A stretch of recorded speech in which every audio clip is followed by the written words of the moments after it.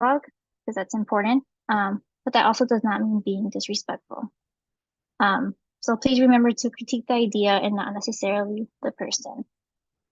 And with that, we'll start going ahead and introduce our next speaker, Cassandra.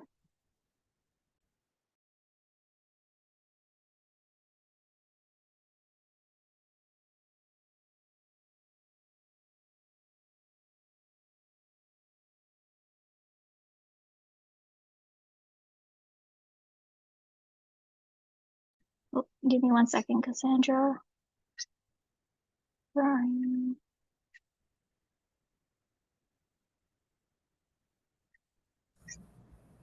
All right, thank you. Hi, everyone.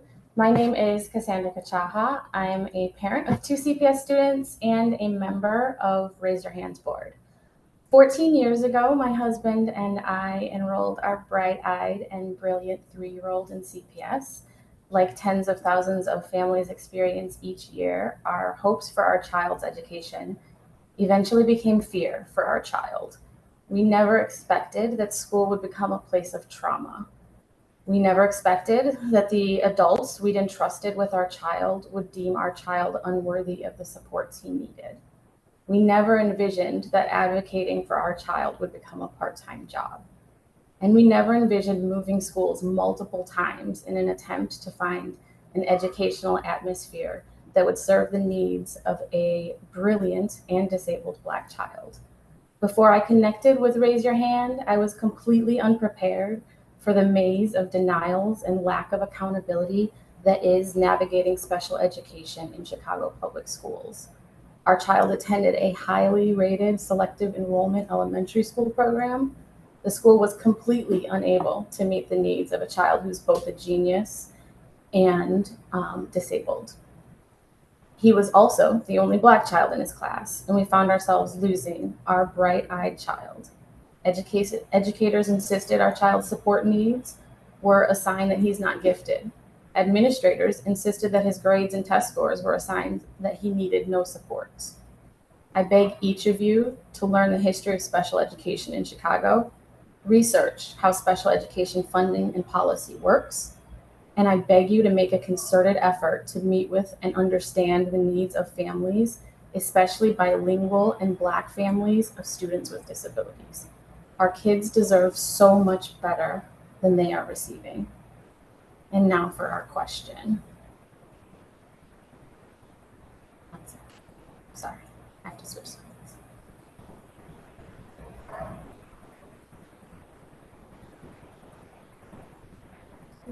Actually, Erica, I can't find the question. Can somebody put the question in the chat? I have the speaker order, but I don't have the question.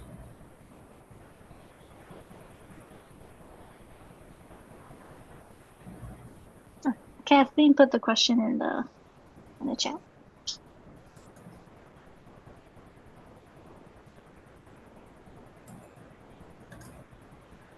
There it is. Thank you. Each year, many students with disabilities don't get the supports they need. Evaluations are delayed, services are denied or reduced, and IEPs and 504 plans are not followed. Research shows this is the worst for Black and Latinx students and English learners.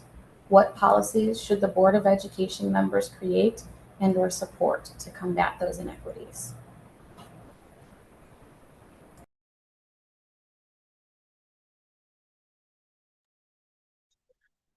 Good afternoon, everyone. I'd like to start off first by saying I'm a parent of a student with a disability. I'm also the husband of a case manager. In my current role, a lot of parents call me daily with these same struggles. So the chiefs and principals have become very familiar with me for advocating for these parents and these students. We have to create some sort of accountability.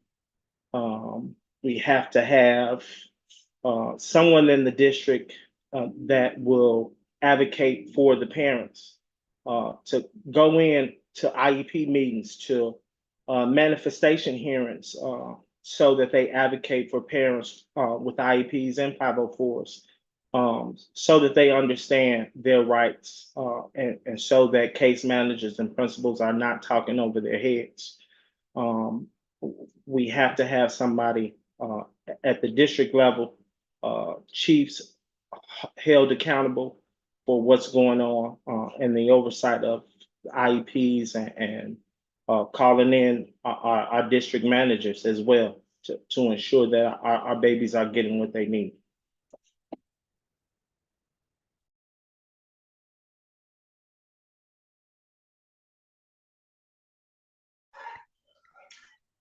Good evening, everyone.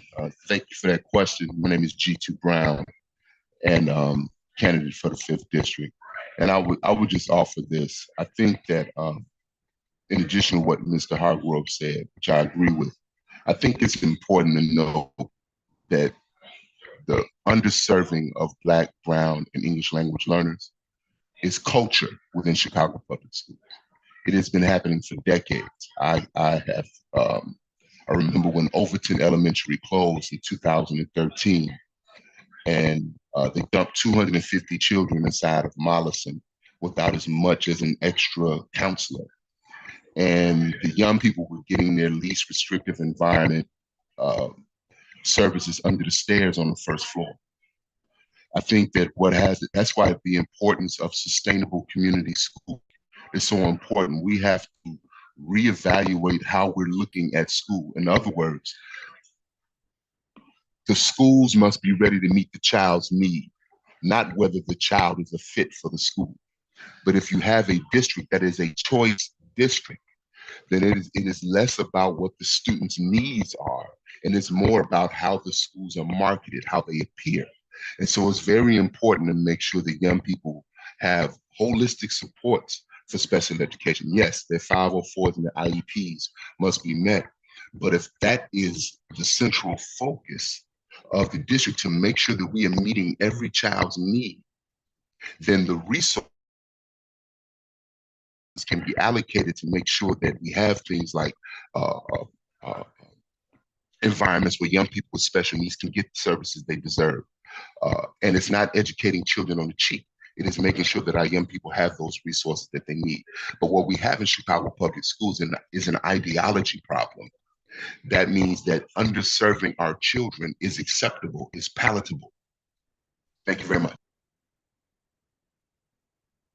Hello, everybody. My name is Yusuf Shupiani. I'm also running in District 5 along with Jitu Brown and Anthony Hargrove. I was actually hanging out with Anthony the other day, and we were talking about, IEPs and how some students, aren't afforded, their actual individualized programs or, certain mentors. And so they'll end up being suspended for maybe acting out, but maybe their IEP, had listed that, they need certain attention at certain times. And so what ends up happening is because of the, under resources that these students have, they end up, hurting themselves in the sense of, getting marked for a suspension when if they had what they needed, it wouldn't have otherwise happened. And so a couple things about me. I currently am part of the local school council at Wilma Rudolph Learning Center, and I'm learning a ton. I've had some background in the education space doing nonprofit work that I founded in 2020. We provide supplemental tutoring and mentoring to students in lower socioeconomic areas, but I've never really worked on the special education side. And so what I've really learned is the importance of IEPs.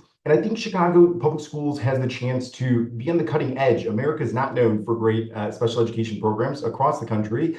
Finland, countries like Japan, are. And so some of the things that they have is, inclusive education. They have early intervention. And what worries me is the reduction of some of the, investment that CPS is going to be investing in special education, with $3 million being cut for reductions in administration, as well as citywide special education right sizing, which I actually had to look up the word right sizing to figure out what that means. And it means, just a fancy way of saying reduction by means of eliminating staff positions. So I want to make sure that we're investing right in special education. I want to make sure that we, tailor our programs to the students, and I want to make sure that we have a cutting edge program, not only for students across CPS, but most importantly, our special education programs here. So thank you so much.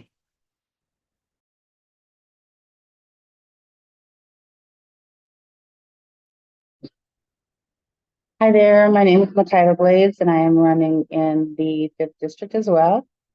I think we have to think about the entire process overall. I was just talking with a cousin of mine who's an educator, and they're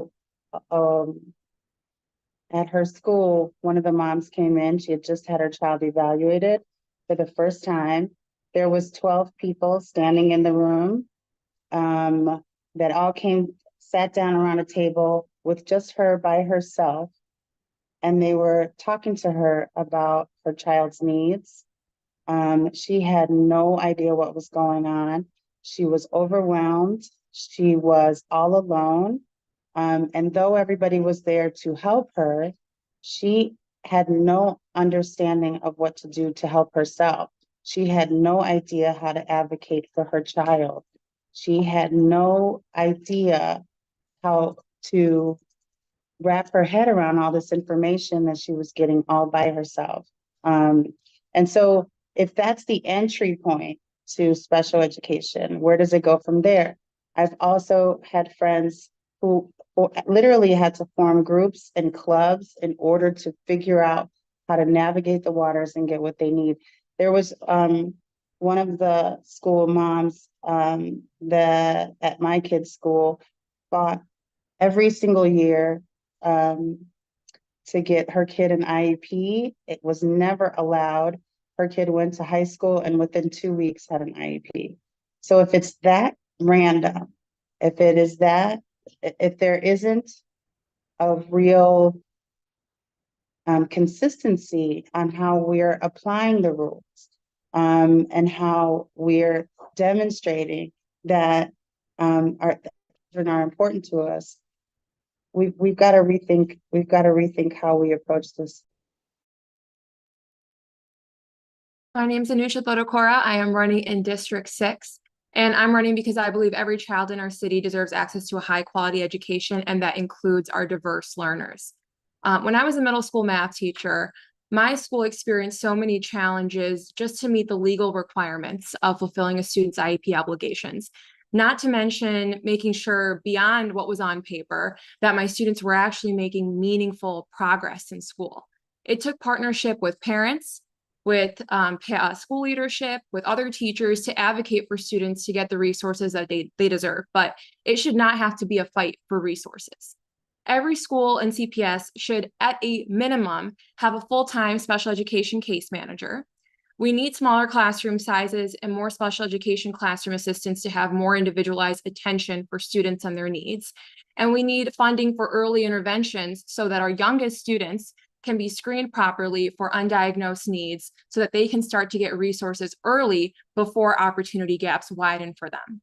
And we can only have all of these things with additional funding and resources from the state.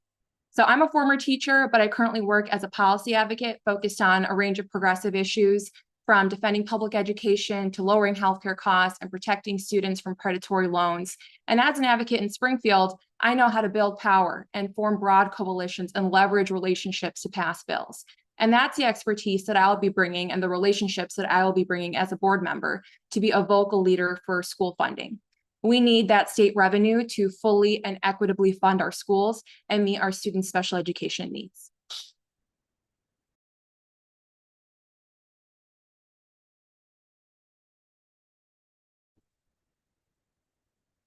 I'm really glad to be able to speak on this topic this evening because I was removed from my principalship at Burke Elementary by Rahm Emanuel CPS because of my advocacy work on this very issue.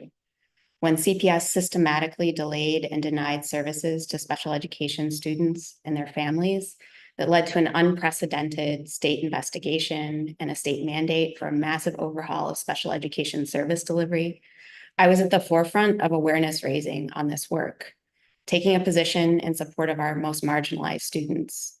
And I want you to know that I would continue to take such a position as a member of our Board of Education.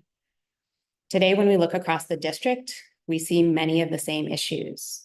We've seen special education students denied transportation, denied needed paraprofessional support and minutes because of staff shortages, We've seen families frustrated because they don't see CPS administrative staff acting as allies to ensure that the accommodations and modifications they need in order to thrive. So to address some of these issues, I support the following. I support first consistently ensuring transportation to students with disabilities as their IEPs require. I support much of the work started by the CPS Talent Office through the Teach Chicago initiative, which expands teacher residency programs and develops new career pathways to teaching and paraprofessional roles for CPS graduates. We must continue to expand this work because we can't provide the education our students deserve without the staff to deliver it. And finally, I support required training for district-level special education administrators to support them in building strong advocacy and partnership-focused relationships with parents of special education students across the district. We have to be our families' allies.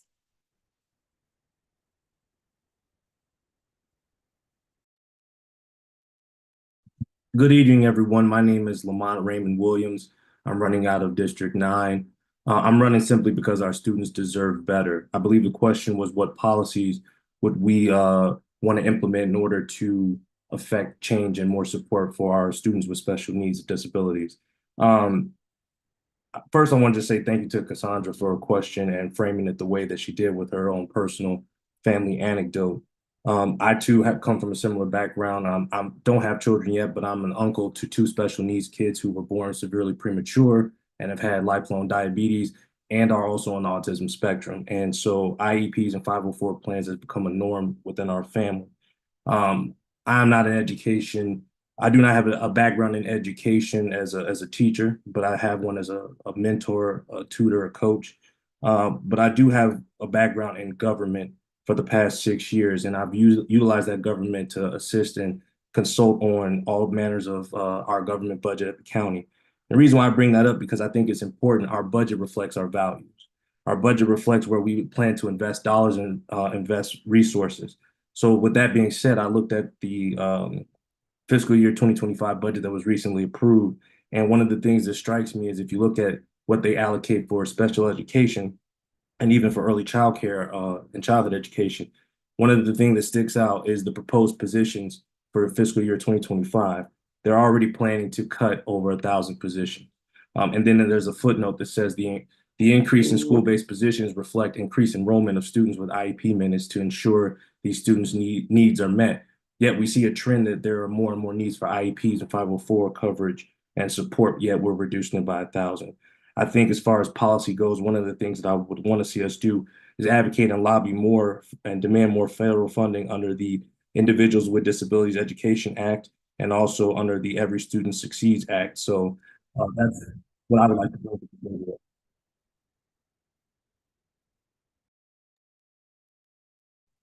Thursday, everybody. Thank you for having me once again. Hola, se llama Daniela Wallace y dice que gracias por tenerla otra vez. Yeah, I am I think I'm in an interpreter room, but can everyone hear me? Just a thumbs up if you can. Also, hold on, we're gonna pause. Switch it, yeah, because I think I was in the wrong. Okay, thank you. If you could add me to the next one. Ms. Wallace, you are audible, though. I wanted to confirm that for you. This is Kathleen. Thank you. Thank you, Kathleen. Okay, I think, are we good to go now? Let's try, go ahead. Okay, perfect. So as a parent of a student who had special needs, I think that, can you guys hear me? I think I just heard another person come in. Dice que si la escuchan, que... The interpreter, Anna, I'm still in the same room? Okay, I don't know. Can you add me to the other? That's what we're trying to figure out, me and Christina, because that's why we couldn't take over.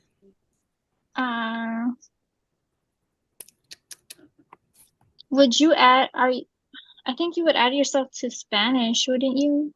I did add myself to Spanish, where it says interpretation to Spanish. Yeah, I already added. Do you want me to log in and back out? It might be, Danielle, did you choose an interpretation room? I did not. So I actually that might be didn't what choose a happened. room. Maybe There should be a some it or may. if where there's the three buttons at the bottom, it gives an option of interpretation. Yeah, I clicked that one, and I'm in the It Spanish. says main audio on mine, so I should just. You have to. Everyone choose has to pick. English. Okay, I'm in Everyone. Spanish. Yeah. Let me ask Christina. Christina, can you hear me? Because I was hearing her while she was interpreting. Yeah, so if you're in the Spanish room, you should be able to hear the interpreter, and then the Okay, main so- audio will kind of fade out in the background. Okay. And if you're in English, you have to pick English, because then sometimes if everyone is not in a room, the audio kind of messes up Right. a little. So Danielle, did you pick English? I just followed your instruction and I chose English. It was on main audio before. Okay, that might have been what was happening. I hope we'll fix it. Okay. So in the Spanish room, how do we know I'm in the Spanish room? Christina's sending pictures in the chat. She said you need to click speaking to Spanish. Okay, let me see. And she sent a picture. Okay, leave.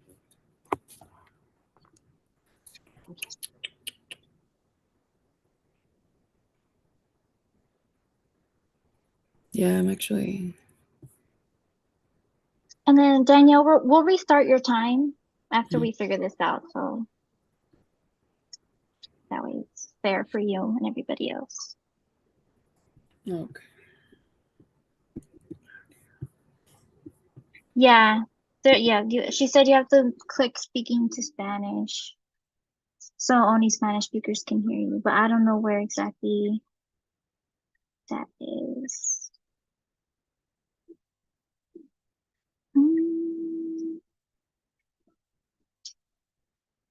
Christina, do you mind coming in and helping?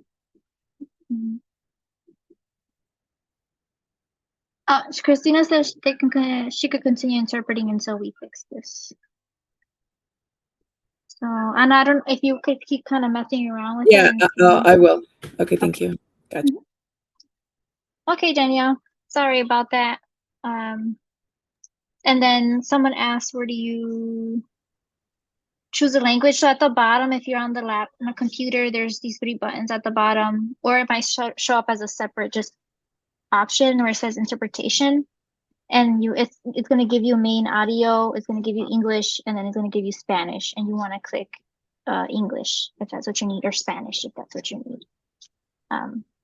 So if everyone's not in a selected room, sometimes the audio gets a little messed up or mixed up that way.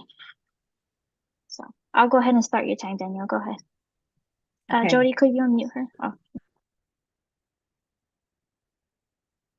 I think I am unmuted. I hope everyone can hear me. Thank you guys. A little technical difficulty there, but you guys handled that well. Thank you. And so again, happy Thursday, guys. I have a son who had diverse learning needs when he was in school. My sons are 26 now, but one of the things that at this point now I recognize it as a privilege that we had was a pipeline from the hospital to the school. So I had a service that came to the house when my son turned about 2.5 that helped me with the process of special education services and the IEPs and all the things. And I was 18 at the time. And so, of course, I had no idea what all these things were. And as I got older, I saw those types of services diminish. And so I believe that a hospital to school pipeline is a good way for us to practice preempting our students' needs. These students, our students don't drop out of the sky. They're born in hospitals. We don't live in a third world country. We have a good way to track our babies. And so I believe that using our partnerships, by and large, on the whole, I believe that in the village as a whole, as a concept, we can start to address some of the needs of our babies medically, because this is a whole health child, the whole health of our child. And so I believe that just, trying to bring in some of those services that we had at one point, but enhancing them and making them a practice. Thank you, guys.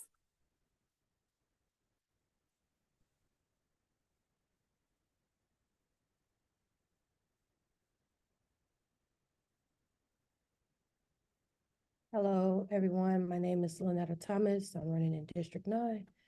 And I'm a parent of 2 students with IEPs, and I know firsthand about trying to get an IEP for your child and getting a runaround from CPS. My daughter did not receive her IEP services all last semester until I did go and email CPS autos and said, I'm going to take legal actions because another parent told me. So I believe that we do need to be able to educate the parents so that they know what they can do to advocate for their children. And if it's not the parents taking care of the child, just the community as a whole should know, because everyone knows a child that has special needs or someone in their family. Just being able to let the community and the parents know what to do to advocate for these children is very important to me. I think for policy wise, we should have mandatory timely evaluations. The evaluation is supposed to only take 14 days for the turnaround time. So if we enforce strict timelines, the evaluation process, and we can create a centralized system that we monitor from start to end when the IEP and 504s are being implemented, and within the legal timeframes. And then we put out penalties for non-compliance. So that way we can make sure that things are being done. We have to do equitable resource allocation, make sure that there's additional resources to schools with higher populations of Black and Latin students and English language students. We can establish formulas that prioritize equity, ensuring that schools with greater need.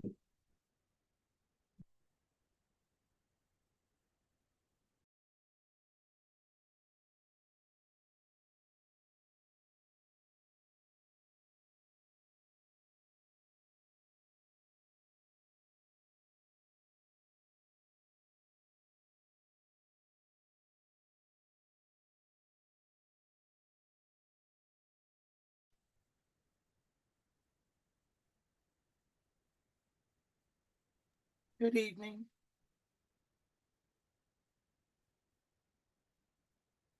Yeah, I'm wondering if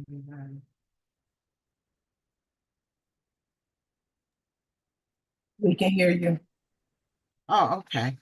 I believe I'm on Dr. Rosita Chitanda, District 10.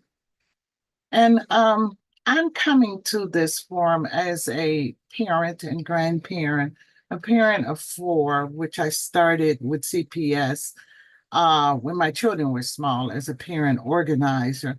And I haven't had the experience of my own children being a part of having an IEP or having a 501, a 504 plan, but I have worked with students. And I think it's crucial for us to understand the importance of the relationship between teacher and parent. And I think that's where it begins. And I think in so many instances as an educator, we have to ensure that our teachers are trained properly to identify our special ed students, and also to have the time to work with staff in regards to the IEP. For accommodations, they need to be knowledgeable about the accommodations in the 504 plan for environment, and looking at the curriculum especially. So what we have in many cases, that's where it begins to break down. And I heard some of I heard the parents talk about that. Establishing those key relationships is so important. Transportation, we talked about that, and getting some of those things are also crucial. And those are the things that just keep students abreast of things that they need to know. They're in school every day, as opposed to having lots of absences, and that's what we're seeing right now in the system. Legislation. And okay, I guess I'm on. Thank you. Hello, Adam Parrot-Sheffer here. I come at this at two different perspectives. The first is I'm a former special education teacher who was responsible for one of the first inclusion classes in the state of Pennsylvania that actually led to some of our first students with disabilities actually being on grade level. That is both embarrassing and an indictment on the state, and something that I'm particularly proud of. As a principal, I was able to advocate and work the numbers to ensure that we had a 66% increase in the number of special education teachers servicing kids. As a district leader, I helped revise policy so that the impartial hearing officers who are responsible for, when we're not getting services, to adjudicate on that and provide compensatory support, actually started seeing cases faster. And I worked with the state in order to change the ways in which we support kids who are going for their GED so that all kids got their special education services up until the ages of 22. I'm really proud of that work as well. But the perspective that I really come at this with passionately is as a family member of multiple folks with disabilities who have experienced our school system, and as somebody who has fought like hell for those 504s to both be started and enforced, and has worked with state agencies and advocacy agencies to try to improve practices across the state. This leads me to kind of three policies that I think are really important. One, we got to be talking about student agency, folks. There is no reason why kids can't be leading their own IEP conferences. They not only are there, but they are leading those conversations, and that they have a strong voice in the types of services that we offer. We've also got to stop these wait to fail practices. It is inexcusable that kids are already way behind before we provide supports. Legally and policy-wise, we can start them as soon as we start to notice things and prove through the services that the kids need them. And finally, we got to push inclusion as a way of bringing kids together and making sure that teachers are ready. Thank you.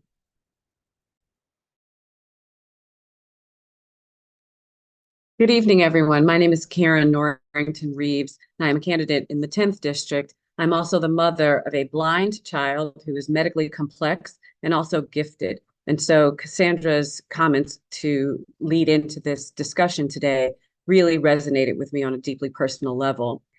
I have actually written about this piece and have advocated for children outside of my own child, because what I recognize is that the parents with the least access are the parents whose children get the least services. The parents who least understand the process are the parents whose children get the least services. And so to the point of the question tonight, what policies should Board of Education members create and or support to combat these inequities? First, I think we need an ombudsperson. When you're at a hospital, there's a social worker or an ombudsperson who serves as your voice. They help to interpret everything that's happening and help you be a better advocate for yourself and for your family. We need an ombudsperson within the Department of Diverse Learners so that people, families have someone who can actually help guide them through this process. As you all know, the process is very written with paperwork. It is very, very complex. We need someone who can support families through that. We need a talent pipeline for SECAs. We need a talent pipeline for additional special education teachers.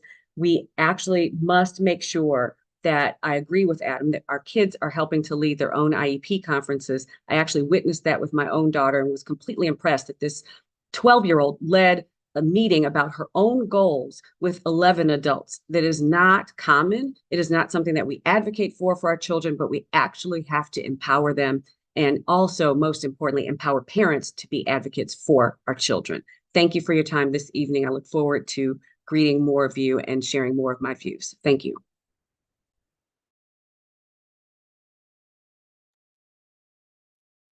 Good evening. Thank you so much for having me here. I want to share 5 points to begin with on how I believe I'm able to lead as an elected official within District 4, sitting on the board for the entire city, from my own personal experiences with diverse learners, myself, with family members, both inside the Chicago public school system and external to private and area schools around Chicagoland and the country.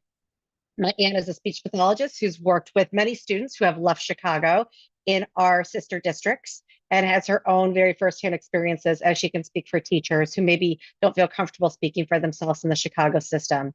I have dear friends who have quit their jobs and become full-time advocates for their children as they've seen the inequities. I've talked with principals who acknowledge that they have physical infrastructure barriers due to aging infrastructure that doesn't accommodate learning or physical barriers for their students. And as a leader, both in large organizations as overseeing boards, as well as community hyperlocal, it's important that I call out that I am an expert in change management as part of my job and career. So I propose a 5-point solution. First, we need real culture change within CPS. I love that some people have brought that up. CPS was not built to fulfill this, and we need that deep culture change. We see it from the bottom up in parents every day. We need it from the top down. And that includes a real audit and transparency on the laws that are being broken, the work that is not being done, and any potential cover-ups that we're trying to accomplish being doing what's legal and what's right. We need funding prioritization. Your money speaks on what your priorities are. We need a clear strategic plan to move to not only compliance, but excellence with tactical actions, timelines, and KPIs from the board to the C-suite, engagement with principals and their LSC partners. We need to look to our counties and partners to make sure that we're looking at best practices and bright spots. Coordination with city, county, and state agencies and nonprofits for wraparound services and birth to school continuity.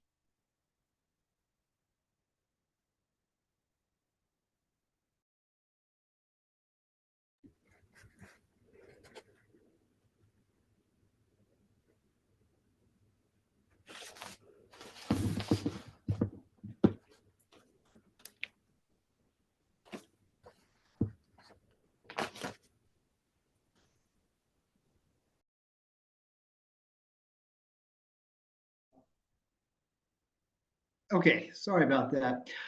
Thank you so much. I'm Thomas Day. I'm a candidate for the 4th District. So good to see my worthy opponents on this call as well.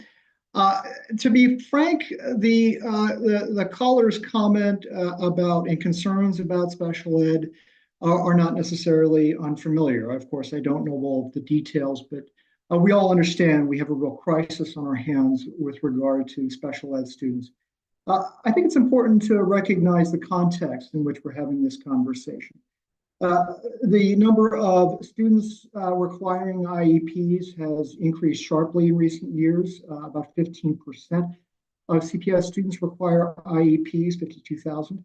And we have an obligation of CPS to provide support for these students. And families like the callers, they require the kind of support for their children that we must go and provide. Of course, we need to have the resources to support kids that are requiring IEPs, and that gets to the budget. The budget, as I think everybody on this call knows quite well, is in a real state of crisis. Our bond ratings are now junk status, or have been for some time, likely to get even worse. In the future years, we operate with a $505 million structural deficit. We're managing $9 billion in debt. We need to fix our budget to be able to provide the kind of support that our families with kids that require IEPs require. And that is at the core of my candidacy, dealing with the tough choices that we need to deal with. Thank you.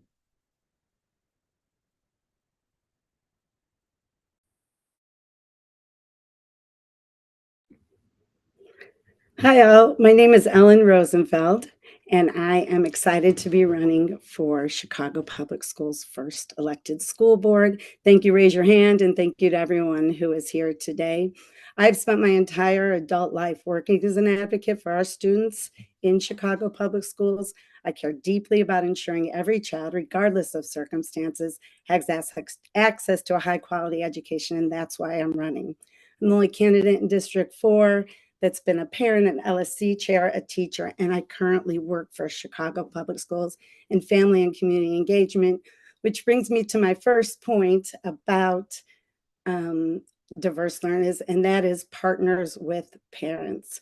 My main goal is to ensure that we are partners with our parents throughout the entire process. The Office of Students with Disabilities, which was recently renamed from the Office of Diverse Learner Student Supports, currently has a 504 procedural manual up for public comment.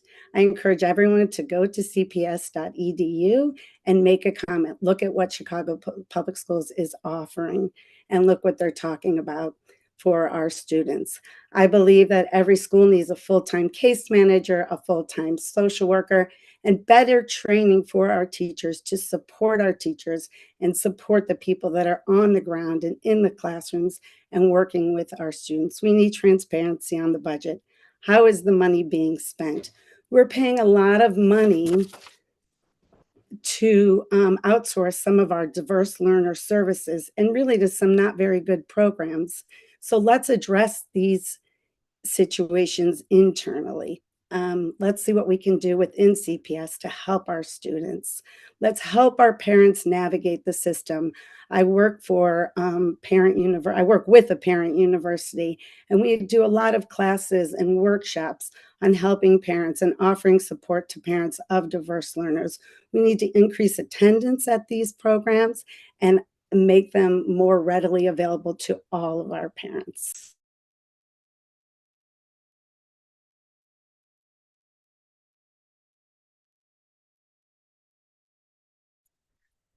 Hi, everyone. Maggie Cullerton Hooper. I am a person with disabilities. I am dyslexic, neurodiverse, and live with mental illness. And I am the parent of a child with disabilities. Disability justice advocates have been fighting for a seat on the Chicago Board of Education with lived experience, a person with disabilities, since the beginning of the second Daley administration. There has been a dedicated seat for people with disabilities on the CTA board since the Harold Washington administration. I do not doubt that there are the vast majority of people on this call understand the importance of lived experience and representation. We simply must demand that a person with disabilities be on the board of education going forward. Furthermore, being the parent of a child with disabilities brings an added lens to that. I'm a volunteer parent advocate for other families of sit in during IEP meetings, help them advocate to get more robust testing and service provisions. It's the most depressing thing ever. You will fight for an hour for a fidget spinner for a first grader. These like the lowest bar humanly possible for an accommodation. And if you are like we are in an incredible community school that is strategically underfunded and global majority, it is not just about the students with disabilities in those classrooms. My daughter had 6 first grade teachers last year. And that is because there were 6 students with LRE3 IEPs. Sorry. Okay.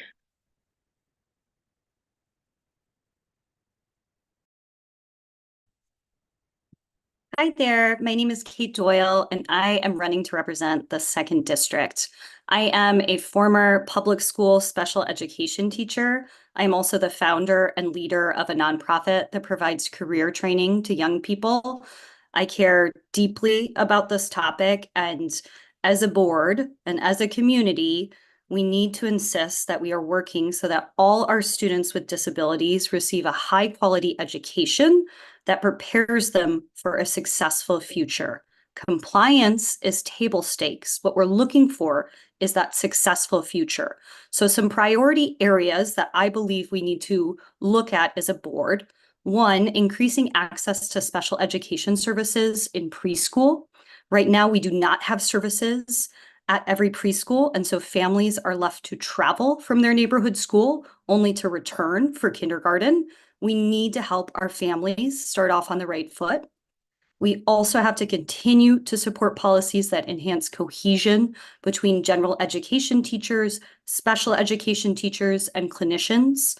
As a former special education teacher, I can tell you that when everyone in the school truly knows a child's IEP goals and their accommodations, what their transition time should look like, that's where we see significant progress. It's that cohesion we're looking for. We also need to do more to enhance language access for our English learners with disabilities and their families. We need to make sure parents and caregivers who do not speak English can fully participate in student learning. And we've got to look to teacher training programs for our next generation of special education teachers and support continuing education for our current teachers so that they're always equipped with the best research. Thank you.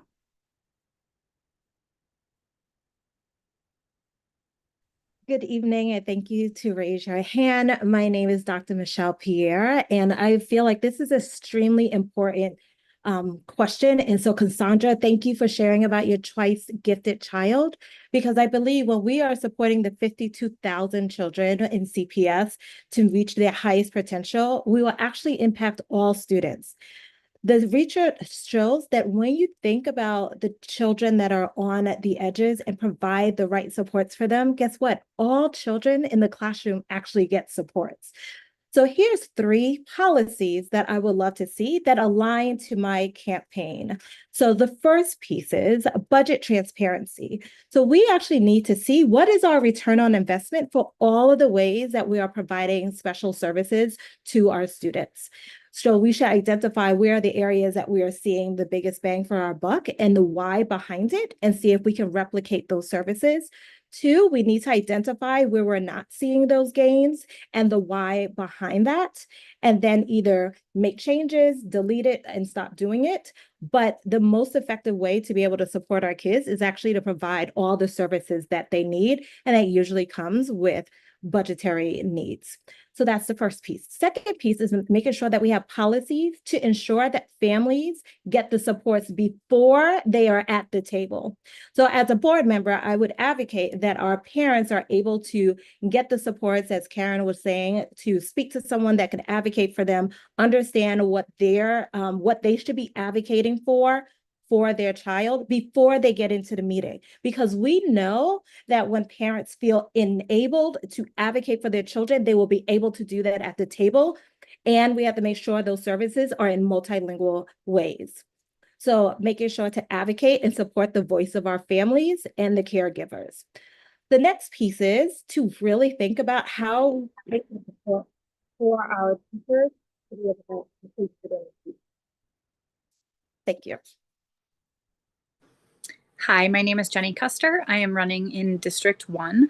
I'd like to thank Raise Your Hand for allowing me to be here again, and to Natasha and Erica, and thank you to everyone that's joined.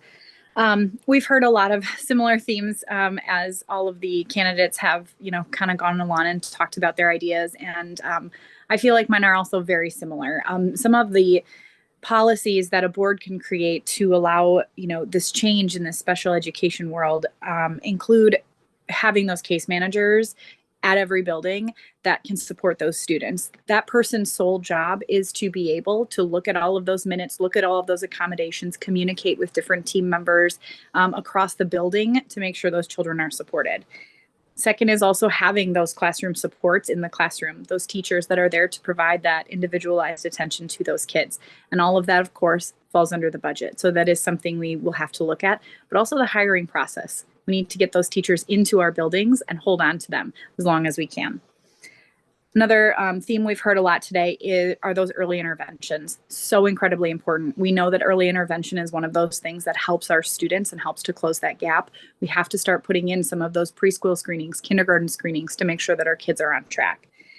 And then I also heard, I was so glad that Brandon Parrot-Sheffer said it, because I've seen students run their own IEP meetings. I've seen interpreters be in those meetings to talk to parents that speak different languages and make them feel comfortable. And it's incredible the change in the atmosphere that that brings. When students are able to advocate for themselves, it's the best thing that we can do for them, but also making sure that those supports are there for our parents to help better understand what it is that their children need, and to go over some of those parent safeguards and things like that for them. So those are some of the policies that I think we could enact as a school board, and look forward to doing so.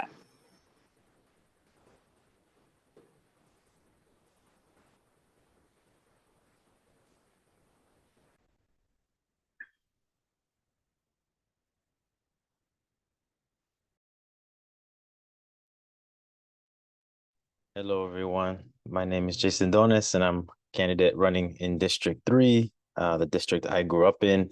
I'd like to first name that my godson is an intelligent, nonverbal, half Black, half Puerto Rican boy going to a CPS school. I've taught alongside SPED teachers. I've coached dozens of SPED teachers throughout my career, but I've really learned something new, something personal these last 2 years, just listening to my cousin talk about her experience coming out of IEP meetings. I know SPED teachers almost always feel overworked and unsupported, and I feel like they can sometimes pass that stress onto parents who are also at capacity and want the best for their babies. And our SPED system is not set up to handle that. So I think of a few policies. First is fully staffed SPED teams. A lot of people have said it, but including a full-time case manager. The margin of error is just so thin. One person is out sick, and all of a sudden we cannot provide all of the minutes and services that our students deserve. Strengthen pipelines for SPED teachers and SICAs, who are often experienced parents themselves coming directly from within the community. One thing I haven't heard a ton of that I would also advocate for is to protect SICA time. These are not flex staff. They shouldn't be covering recess or whatever kind of need of the moment. They're there to provide service, and we need them to be able to provide that service. And lastly, I would develop support groups and advocate for support groups for parents. You can't take advantage of services you don't understand. And my cousin often felt pressured to diagnose her son with things that she didn't feel were right.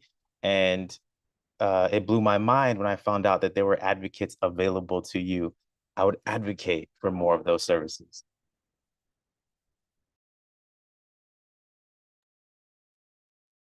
Good evening, everyone. My name is Carlos Rivas. I'm also running in District 3.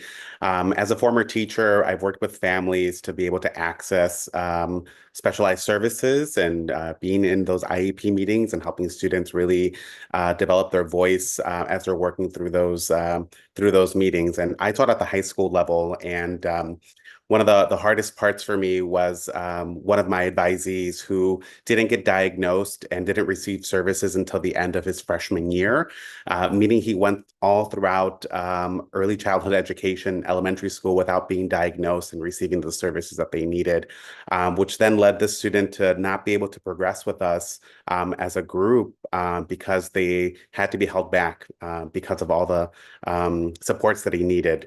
And so as the board, thinking about board policies, I really think that the board needs to focus on funding early interventions and expansion of early childhood education, including screenings at young ages for students.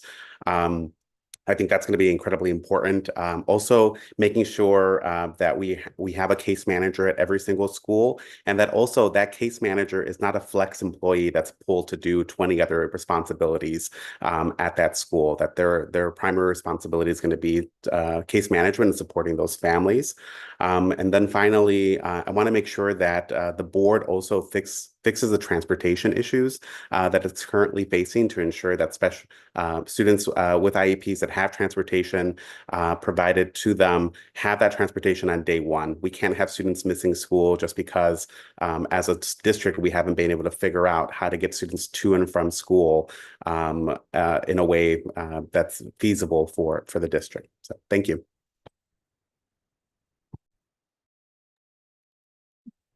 Good evening, everyone. My name is Eva Villalobos. I'm representing District 7.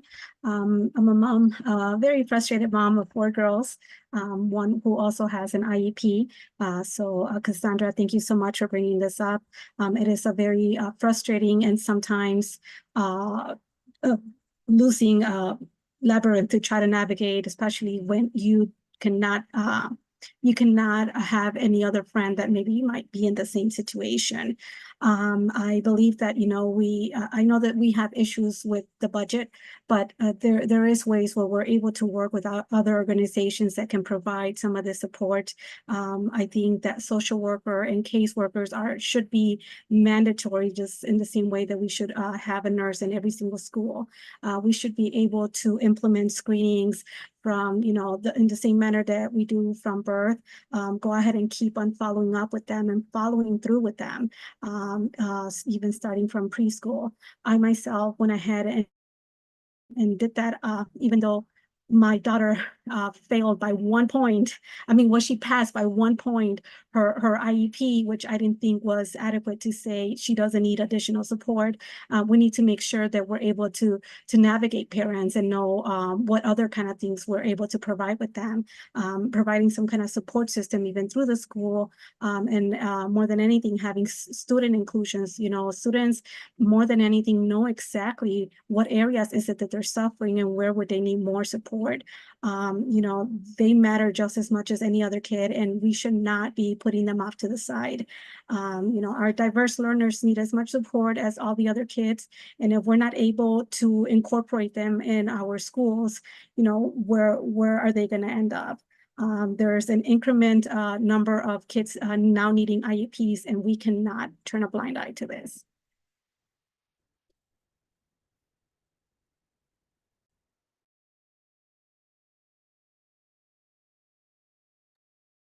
Okay, so now we'll go into the second round of questions. I'll introduce Caitlin Salvato, who, if you were here for our first forum, also gave some opening remarks as a youth organizer. She has been involved with Raise Your Hand since she was in 8th grade, and she will be asking our next set of questions around holistic school safety.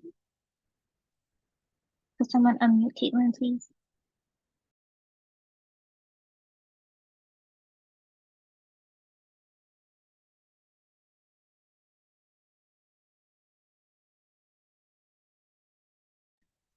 Hold on, I will unmute you, Caitlin. Give me 1 second.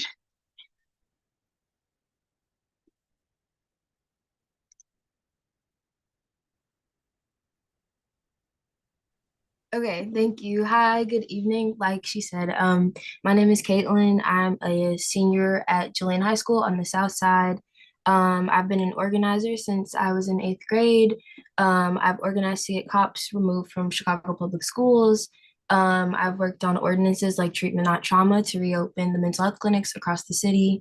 My question today is, recently the Board of Education voted to remove 39 police officers from, remove police officers from 39 high schools that still have them. In addition to that, the district is moving to enact comprehensive, holistic school safety plans in each CPS school that focuses on restorative and holistic practices to address root causes of trauma and train students to de-escalate conflicts. Tell us what you think your role would be as an elected board member in creating school safety. Thank you.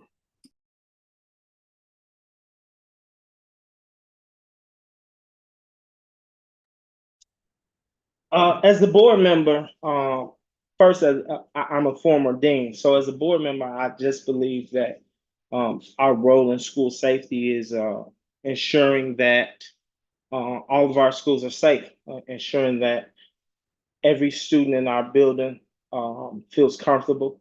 Can you hear me? Can you guys hear me?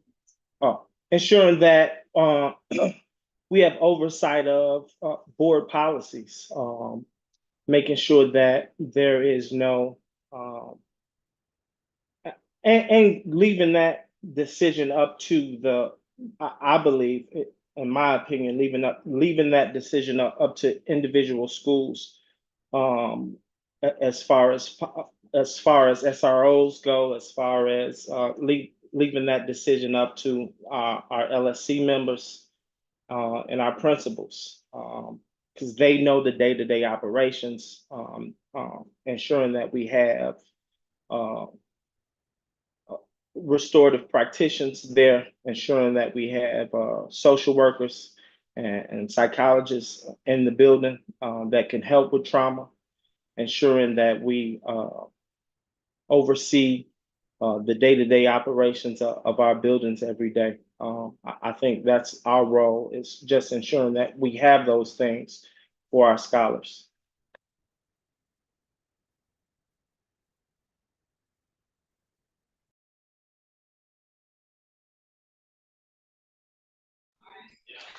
Thank you for the question. I would just say that in answering that question, the first thing we have to acknowledge is that there is a school to prison pipeline.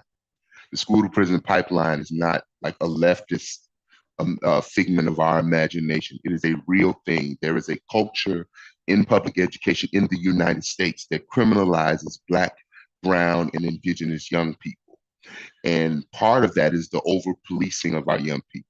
So if we want to do different, then we must create a culture which focuses on student development. So that's why the fourth pillar of sustainable community schools talks about a student-centered school climate. So a few things that I think are important in establishing that. Can you all hear me? Okay. I think that we have to have equitable early childhood education. That's important. That young people should not be taking standardized tests when they're in kindergarten, first, second grade. They should be learning how to play, learning how to socialize. They should be being inspired. We should have mandatory world language in Chicago public schools so that young people understand that they are not minorities, they are global citizens. We should have a commitment to not just restorative justice practices, but a restorative justice culture that means more than just peace circles. It means peer juries. It means family counseling, et cetera. And CPS needs to adopt it, not just individual schools. I will also say that leadership development programs for young people, they work and they're important. I know that from my own lived experience at Douglas on the West Side.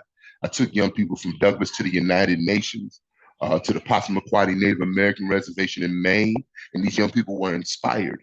They wanted to learn more. They wanted to do more because they were taken out of standardized testing. And so I think just establishing a culture that focuses on student development. Thank you very much. Yeah, thanks for the question. Police at schools, I think, should be left up on a school by school basis. I think schools know what they need in terms of their own safety. Creating a holistic and de-escalation approach and methods, I think, is a strong, proactive way of making sure students are safe in schools. But I also think that there's some reactive measures to take, and especially with the new budget. In the new budget, CPS is reducing new school security cameras by $3 million. There's a reduction in nursing contracts by $2 million, reduction in custodial equipment and staff by over $5 million. And then earlier, Carlos Rivas and many others, Carlos is in District 3, go Carlos, and many others have mentioned the busing issues, last year. And this year, there's a reduction to 85 bus monitors, reduction in safe passage spending of $2 million, and reduction of 40 crossing guards. And so, I say this as well as building maintenance and repairs of 12 million. I say this because I think that, student health, safety, and wellness must always be first and foremost. I think investment into student safety is like an investment into a good offensive line in football. It's important. Getting the rest of my notes here. As a former accountant, current lawyer, and last year's Forbes 30 Under 30 Chicagoan, for my work in education, and now a school board candidate running in District 5, I'm running on education equality, equitable access for all CPS students across all neighborhoods and districts, enhancing the quality of CPS education, working to actually make it a world-class education system like its mission says. And rethinking the way CPS brings in funds, supplemental or additional ways to make up for the loss or the deficits that we're currently find ourselves in, and rethinking the way that we determine student comprehension and success. As someone who was held back myself, I know all too well what it's like to not test well. I say all of this because none of that matters unless students are safe. So thank you again, Yusuf, for CPS. I'd like to say a kid drew that. I drew that, but art skills aren't quite there. I just want to say well done to Caitlin for all your advocacy work. You're so young and you're already on the path. And I think everybody on this call, I'm certain, is super proud of you and glad that you're doing this work. We need young people's perspectives as we're moving forward and sort of developing these policies. I think Brother G2 mentioned sustainable community schools before, and we need to really think about this in terms of safety. Restorative justice coordinators are great, but we need to think, as he mentioned, in terms of a restorative justice school. I've witnessed restorative justice courts, and what they are so effective in doing is having that person come up with a plan to make their lives better. They are participating in the plan, and they are participating in what the next steps are, and then they are wrapped in services. And those sustainable community schools all talk about wraparound services. What happens we have to remember, what happens in the school goes out into the street. There's a great deal of violence that happens outside that started in the school. You looked at me funny, you took my girl, oftentimes administrators are just trying to stop what's happening in the school and squash it, whereas those are teachable moments. Those are moments where sometimes intervention is more critical than ever. And those are not times that the police can at all be helpful. So I'm really glad that this policy framework includes restorative justice. But we need to think about a comprehensive mental health curriculum, the wraparound services, and to make sure that we're addressing what happens in the schools right then and there comprehensively. Thanks.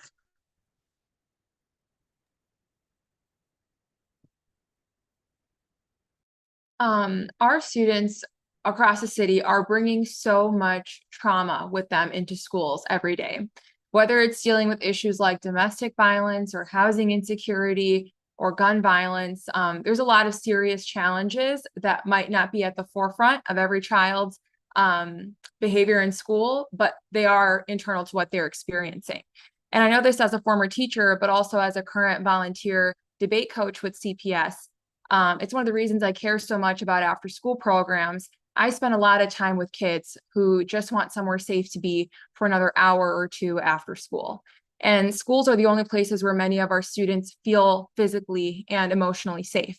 But we have to remember that some students still don't feel that way at schools. And it should be our job to be building a school and a district where every child feels emotionally and physically safe. And so I support the whole school safety approach. Safety also means having mental health services, nurses, counselors, social workers, psychologists to address student needs. It also means addressing our building infrastructure so that students have safe learning environments free from mold, asbestos, and lead. When I was teaching, I saw how important it was firsthand to build relationships with my students. And when they trusted me and felt safe, they could share what was really affecting them. And that's when I heard the issues of what was happening outside of the classroom, about the trauma that students were experiencing at home. And it made me realize how crucial trauma-informed practices are and how important restorative practices are. And they're not easy to implement. They require a lot of training and preparation and resources and ongoing reinforcement. But when they're done right, they can make a huge difference. And so I'm committed as a board member to advocating for the resources that every community needs to have this approach in their schools.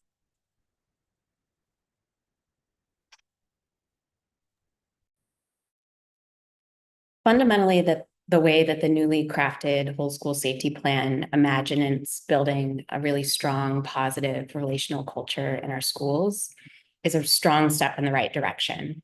To me, whole school safety means making sure that our schools are the safe, supportive community anchors that foster a sense of belonging and trust. As a principal, I built such a culture through a variety of school-wide social emotional learning structures, morning meetings, relational and peer-led peace circles before conflict started, a culture and climate team that was comprised of a variety of school staff, administration, teacher leaders, that worked to collaboratively establish school-wide expectations, decide how best to teach, and hold everyone in our school community accountable to creating the sort of space that we sought. But in order to do all of this work, we need to provide the resources necessary to make this a reality. We cannot place expectations on our schools without also providing the support and revenue to make those things a reality. Today, I work on this issue in my role at the Southwest Organizing Project, where I've developed and now I lead a comprehensive community collaborative of healthcare, behavioral health, social service organizations that provide wraparound supports in neighborhood schools across the Southwest side. This model also hires parents as system navigators, and it's been hugely successful in supporting both schools and families. As a school system and as a board member, we need to enable and encourage this sort of community collaboration and make it easier for our school communities to build similar models of support. As I've always said, strong schools mean strong communities, and we just can't have one without the other.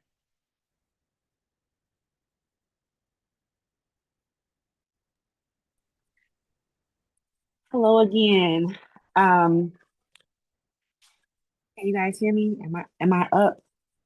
I think it's still on Miss Biggs. Okay. I just see myself in the corner. So sorry, Jessica. So I am a former dean and culture specialist and a restorative justice practitioner. Been trained to do restorative justice for years now. And one of the things that I see by and large is that restorative justice cannot operate in a funnel. It needs the support. It needs to be a culture-wide, a system-wide model that we follow in everything in that system. Everything in that system must speak to healing and harm reduction. And so one of the things that I see as a policy, if you will, and I love that our brother G2 has said culture and kept that top of mind for us, because I believe that it is a culture shift that we must take as a district to enact the kind of change that restores and repairs harm. Not only to our students, to our parents, to our communities, to our teachers. And if we are focused as a district on restorative justice, that has the impact of addressing the traumas that our students currently deal with, have dealt with, the parents that birth these babies that come to the schools who are victims of the trauma and harm that has been done to them by public school systems. And we start to see some of the benefits of healed and whole systems.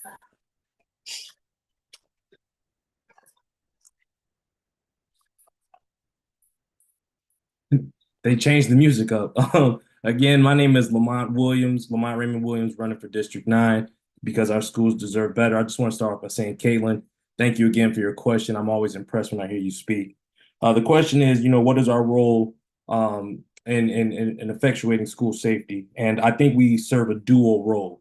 I think it comes down to one, funding, and two, advocacy. So starting with funding, we really have to make sure that whatever we're trying to implement at the CPS level, we're making sure that we're doing it responsibly. I think everybody on this call, everybody who's running for these positions, understand the fiscal peril that we're in as a district, but that doesn't mean that we still can't make our budget reflect our priorities and allocate funds responsibly in that area. And one such example that I have is, I know a lot of folks spoke about restorative justice.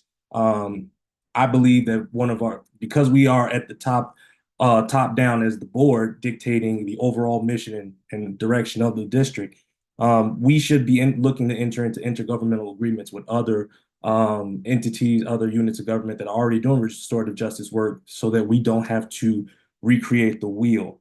There's already restorative justice courts throughout the city of Chicago that we could easily tap into and create those partnerships. As far as advocacy, we definitely have to be the biggest cheerleaders of the whole school safety plan as it goes forward. I'm looking at it now. I've looked at it several times over the past month, and the implementation is going to be in stages. We need to make sure that as a board, we are championing the implementation through these stages, especially phase one, which is coming up this next fiscal year. They're implementing phase one, which will be looking at the data metrics by the Office of Safety and Security in collaboration with the other departments, conducting a baseline assessment for safety, culture, and climate, things like that. And lastly, I want to just leave that we do have to advocate for shifting the culture throughout CPS, as mentioned by some of the other.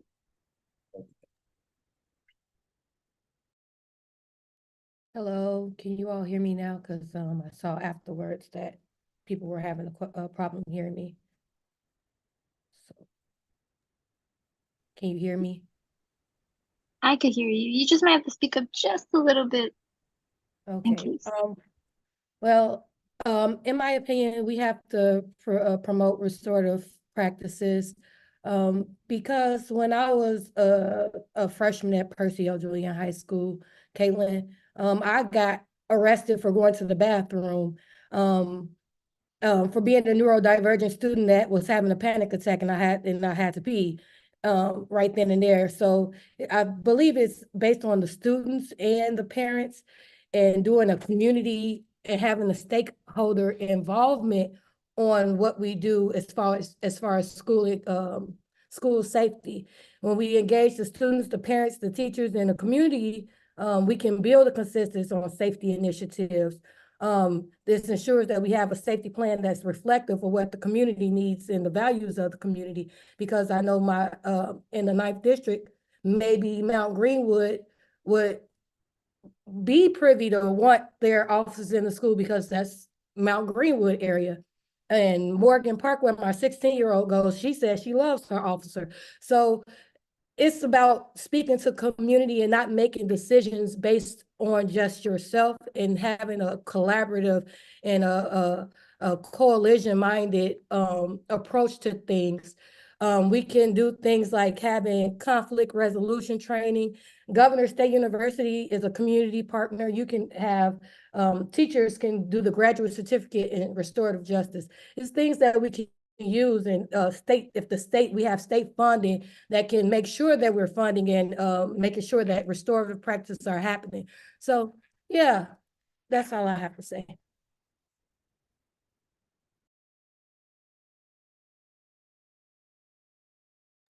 Yes, I just wanted to say that this is not a one-size-fits-all situation. So we know that principals and LSC members are capable of deciding and should be involved in their safety plan, and that should not be a unilateral decision throughout the district. So I believe that principals and staff are capable of making that decision.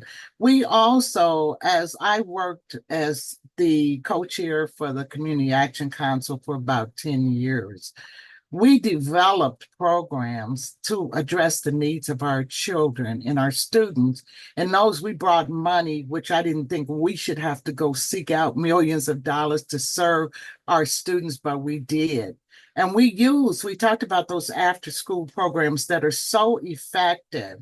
And when we provide our students with that additional help in the summer, a spring break, going on college tours, field trips, and all those things, that de-escalates some of the trauma that we see in the schools.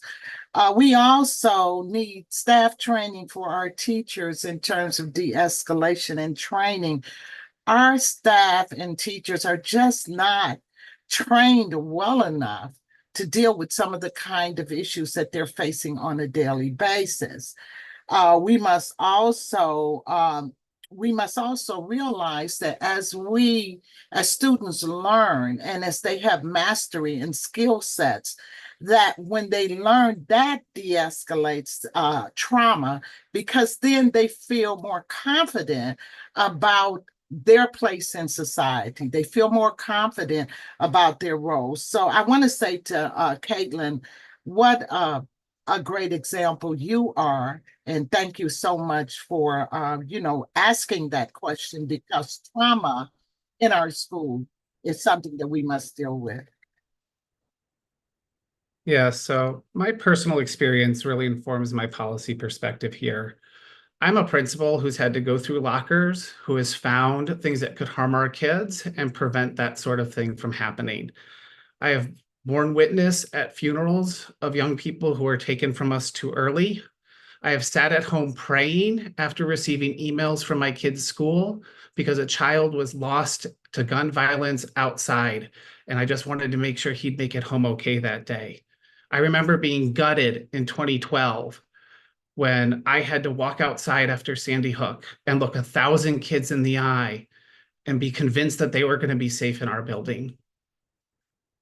I have a brother who, on his way home, just because of his sexual identity, received a brick to the back of the head. And so for me, when I think about this, when I think about what does it mean to have safe schools where we care for kids, we're talking about places where every individual feels significant, where they feel like they belong, and they have trusted adults. And that is the role of the board, is to create that policy. As a principal, you say, your number one job is teaching. No, your number one job is to make sure everyone makes it home safe.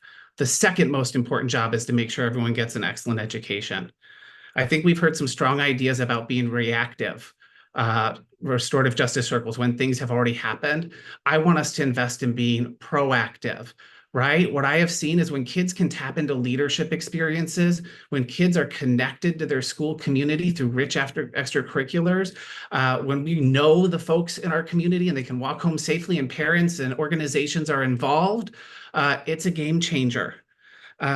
And I know that the people best positioned to do this work are our local schools council and our principals. And so as a board member, I advocate and champion those who are closest to our schools, making sure that every kid feels significant, knows that they belong, and that every parent can come to lots of things.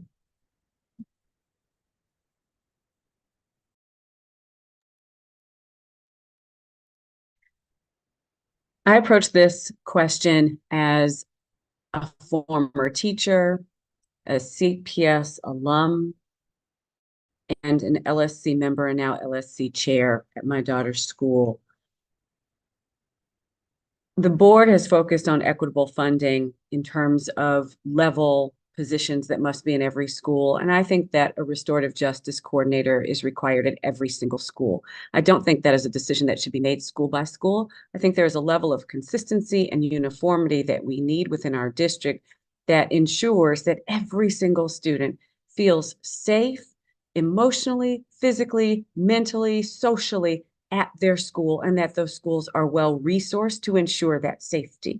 And so what that means is restorative justice. What that means is no police. That means trauma-informed care, trauma-informed support from teachers and from every adult in the building that is providing that care to those students. I think the restorative justice piece is not just about being reactive, but it is proactive. It is teaching our kids the skills that they need around conflict resolution, around de-escalating problems, around understanding how to advocate for oneself without having to harm or denigrate anyone else.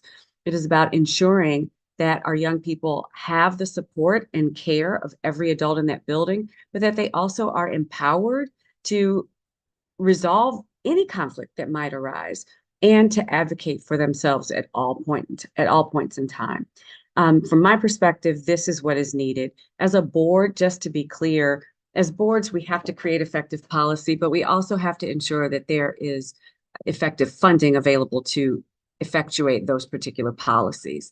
And so I would focus on ensuring that we have the funding necessary to ensure that every single one of our schools is safe and has a framework to maintain its safety. Thank you.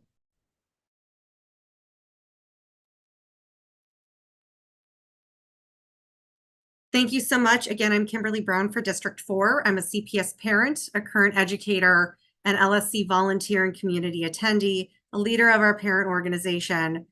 I created a peer mediation program in elementary school and founded a nonprofit rooted in restorative justice and practices.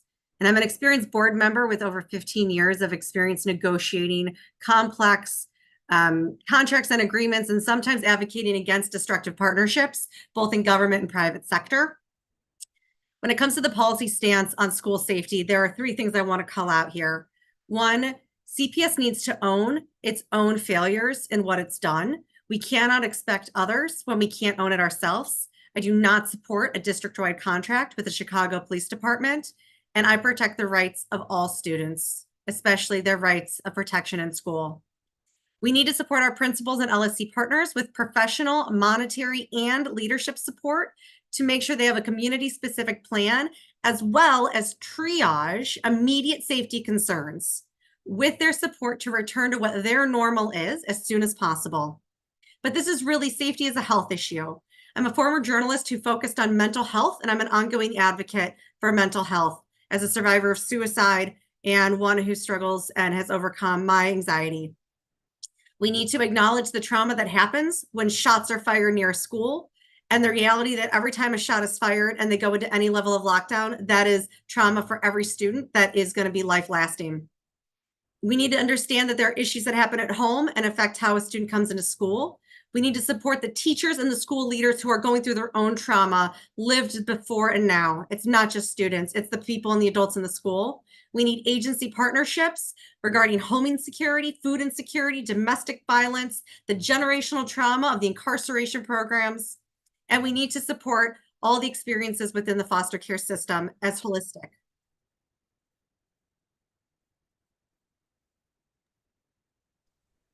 Hi, I'm Thomas Day. I'm a candidate for District 4. Thank you so much for the question. I can't really add a great deal more to the conversation about police officers in school, aside from just briefly noting my support for letting that decision happen at the local school level. I also support training teachers on emergency response and making sure we're integrating conflict resolution into curricula. I have a minute 30 here to talk, and so I kind of wanted to pivot this conversation a little bit, but not really. And that is to recognize that a conversation about school safety also includes, of course, mental health. And what we have noticed about mental health trends dating back to 2007. What happened in 2007? This happened. The iPhone, the smartphone, hit the commercial market, and many kids started to get their own phones and find their way onto social media. And we are just now beginning to understand the mental health concerns that we're seeing, that we can pretty confidently trace back to an environment where kids are learning social and emotional skills through their phones and in the virtual world, and not in person. So I think that the Chicago public school system should follow the lead of many of our suburban counterparts, follow the lead of Governor Newsom in California, and make sure we're making clear no phones in school, no smartphones during school hours. And I don't agree with Ron DeSantis on much, but I agree with him on this. We need to ban social media usage for any child 16 and 8.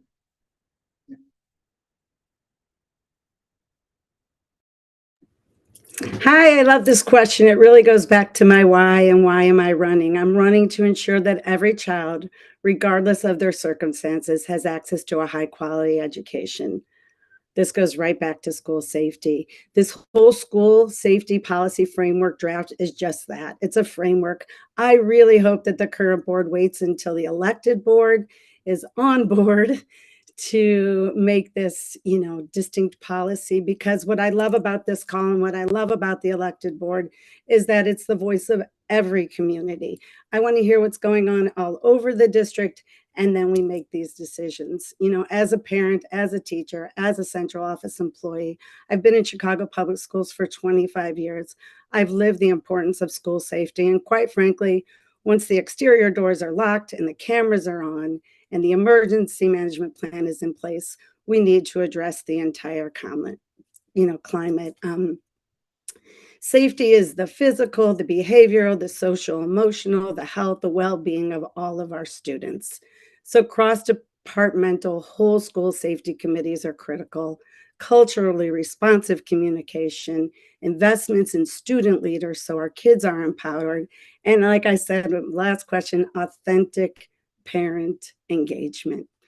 Positions within schools are going to be helpful, like youth interventionists and climate culture coordinators, community partners, all of that's going to help. But most of all, it's a framework, and I hope that we as an elected board get to work together to address the issues across the district. Thank you.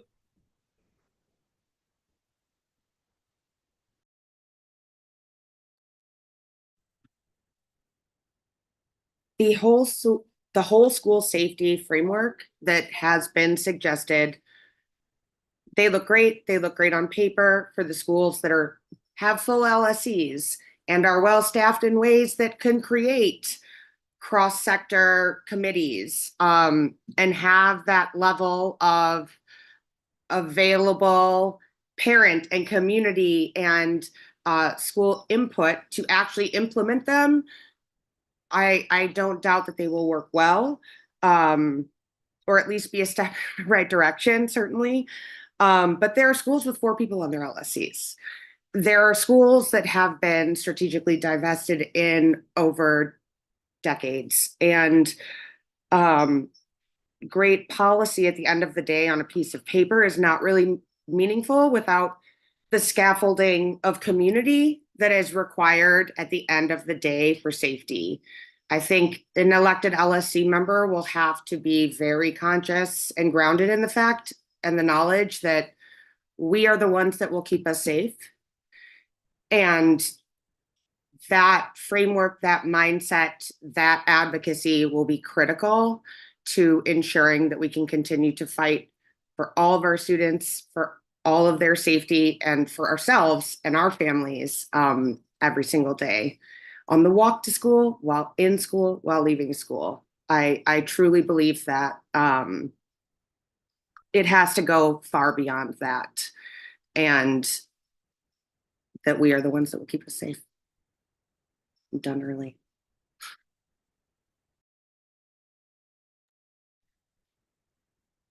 So I think this question is so very important because when we think about Maslow's hierarchy of needs, right, the first thing is making sure that you're safe and secure. So Caitlin, I really appreciate that you brought this question to us. So I actually think about it a little bit differently, being a teacher, principal, chief academic officer, chief schools officer, where I saw student achievement go up and discipline go down. And that is because we saw our children not at risk, but at promise. And when we think about our children with an asset mindset versus a deficit mindset, we actually turn a paradigm shift of being able to pull out their greatness through a variety of ways. So as a board member, I would want to ensure that we are thinking through things that are already a part of the school processes to identify what are the needs that our children have and how do we bring out their greatness. So we already have an MTSS process. So when we are looking at students that are at promise and need extra support, we can do an asset mapping of our communities. And that's why as a board member, I believe that we have to go back to our LSCs and our school communities and provide the added supports for them to be able to do asset training and looking at what are the things that we can provide before, during, and after school so that every child can see themselves in greatness. The other part of the policy that I think is very important is like, what are the supports that we're providing to teachers and principals to be able to support a diverse set of children that come to them every single day. And one kid might be doing a great job one day, and then something happens in the community, and then they struggle the next day. You have to be prepared for that. And so as a community, I do think that we have to have support systems that are able to go to schools immediately when trauma is happening in the community to be able to set them so they can have successful time. So as a board member, those are the things that I will advocate every single day for.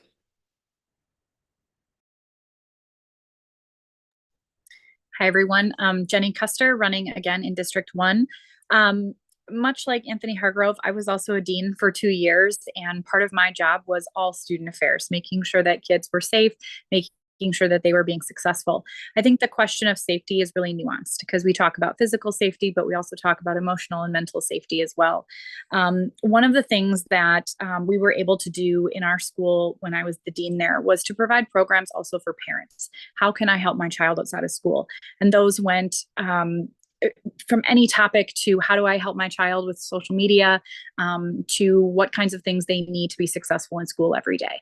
And part of that safety for our students was informing the parents on how they can help their student outside of the school. So they're sending their best student to school every single day. And it really provided that emotional and mental safety for some of those kids who really needed more structure. We've also talked about the physical safety aspect. I do think that LSC should have the choice for their own communities to say whether or not they want an SRO in their building or not. I do think restorative justice programs have merit and they are super important. It was a huge part of what I did as a dean, but I don't believe those two are mutually exclusive. We used our SRO a lot to have real-time conversations with kids about what does this look like out in the real world if we do these kinds of things. So I do think that they have to work together too to be successful. And I think ultimately our role is to support those buildings in those decisions that they make and try and be an advocate for our schools and our communities and our families that go to them every day.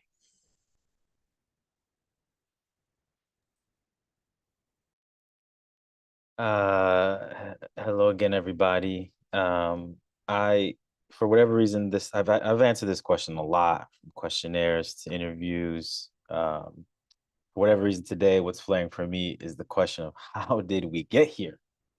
How did we get to a place where young people like Caitlin need to advocate for the removal of police in schools themselves? We've gotten so used to being criminalized in neighborhoods like Humboldt Park, my home neighborhood, that we find it weird to not want police in our schools. In my opinion, school safety begins with school culture, restorative trauma-informed healing, culturally relevant practice. These aren't just buzzwords, they're well-researched agency-giving interventions. That's where we need to begin. My role as a board member would be to advocate and to listen. Metal detectors, SROs, zero tolerance policies disproportionately target our Black and brown students. I will uphold the board's decision. I'll uphold Caitlin's wishes. I'll also collaborate with any community, any school community in my district, which feels like that's the wrong decision, because you have to engage with people's hearts and minds, especially parents and students, parents who have a right, who rightly have visceral reactions to any thought of their child being in danger. And so I view my role as an advocacy role, as a listening role, but I would first and foremost advocate for investment in more effective, more relevant, more culturally responsive approaches to school safety. Thank you.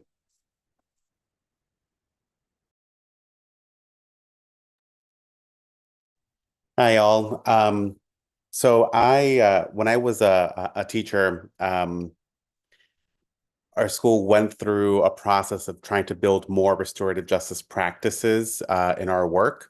And what I learned through that process is that restorative justice can't just be a catchphrase that all of a sudden this school year we're going to be doing this. It really needs to be at the core of that school community. And so the school community really needs to be able to spend the time it takes to build those restorative justice practices and instill that whole school safety in that school community. So it's something that's going to take a time to build and really create, and it needs to be co-creation between students, families, and teachers and administrators. So to be able to support those things, I think that we need to ensure that we're providing wraparound services, including mental health in all of our schools.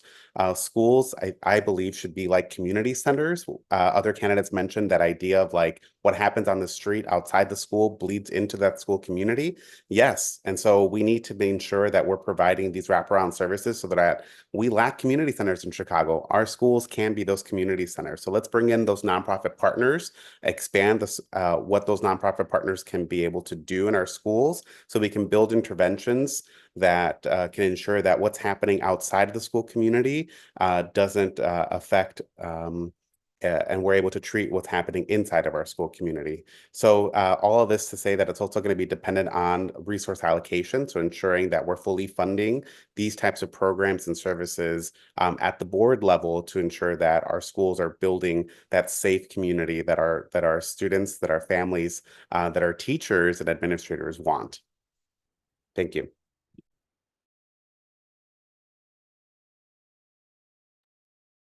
Eva Villalobos again, 7th District. Caitlin, thank you so much for asking that question. One of the things that captivated me is how strong and firm you are with advocating not just for yourself, but for your classmates and the whole school and other kids in the city. We need to stop normalizing instability. That's one of the things that caught my attention from the last public bargaining session that you appeared. Making sure that we have stability and structure for our students, it's essential. Something that we currently practice at home ourselves. We are a blended family, and having that introduction was very difficult. And if we cannot enforce it at school and at home, it will be very difficult for a child to know that they can continue excelling. One of the things where my candidacy is focusing on is in social emotional learning, making sure that the child is first feeling told that they are being, that they feel that they're being heard, that they have a safe space, that there's a lot of things that are happening in and out of school, and we have generational trauma that we need to address as well. And we cannot expect for kids to be fine, to be performing academically if we're not able to address those factors. As for the SROs, my role as a board member would be to listen to what my community is needing. I understand that there's a clamoring from some parents and schools that are needing this. And I want to make sure that we also give school autonomy and be able to support them in various ways that we can, but with the idea that, our kids are being heard and we are prioritizing them.